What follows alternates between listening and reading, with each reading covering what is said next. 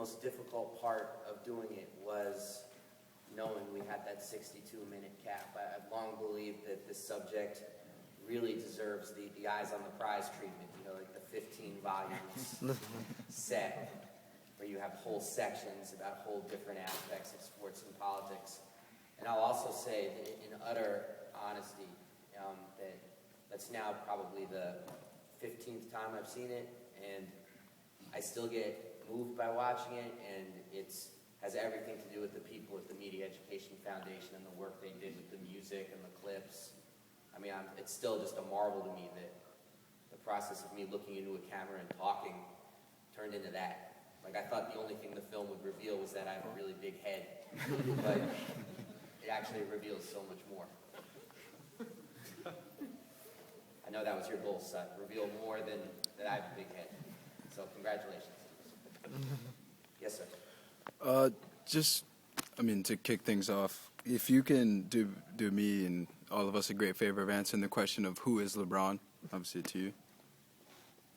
Who is LeBron James? This whole group here is like the LeBron scholars. This row right here, of people. I mean, honestly, and I say this, I mean, I've talked to a lot of players. I've never talked to LeBron James. I think I stand by really what's in the film. I mean, I think he's somebody who is still trying to figure out who he is.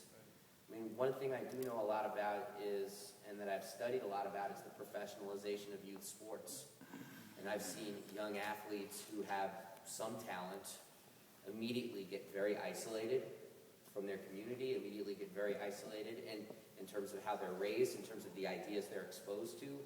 And so it becomes almost like if you say you go to the gym every day and all you do are curls with your right arm, it's like you end up being misdeveloped in so many ways, where you have this part of you that's just insanely powerful, then the rest of you is distorted. And I've seen that with athletes who have barely Division I college talent. And I have a friend who was like a reserve for the University of Maryland basketball team, who describes that process for him growing up, of being isolated in such a way.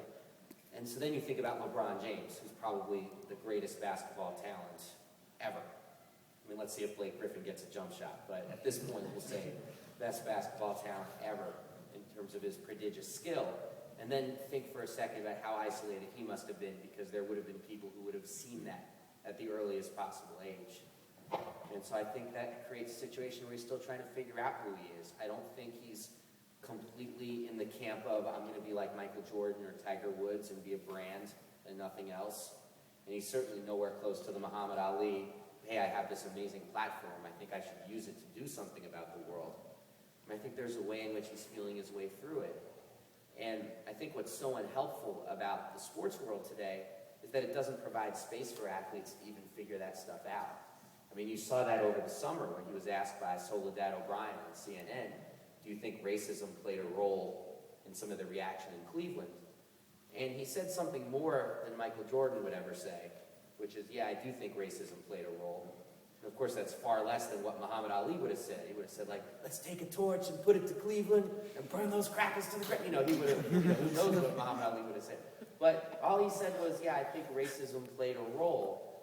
And instead of people taking a step back from that and giving him the space to have that thought, the crackdown. And I think that that's part of what the point we're trying to make in this film is, that it's not that there's no politics in sports and then there are political athletes. It's that there is a normalization of politics in sports that already exists. And when people transgress from that, and one way you do that is by talking about issues like racism, that's when the hammer really comes down. The keepers of normality, as that wasn't even my phrase, I think that Jeremy Earp owns that phrase, but the keepers of normality make sure that you're not allowed to speak about those things. So I think LeBron's story is yet to be written, and honestly, it depends a great deal, as the film, I think, does a great job of showing this. It depends on what happens off the field, in the broader culture. It's like, why do we know that Charles Woodson is a heroic person who will speak out for labor rights? Because 70,000 people are marching in front of the State House in Wisconsin. If they're not marching, we don't have that insight on who Charles Woodson is. So it's about what happens off the field for us to be able to understand how people can develop on the field. Oh, now the hands are going up. I'm going to just work back and go up. I'm wary of this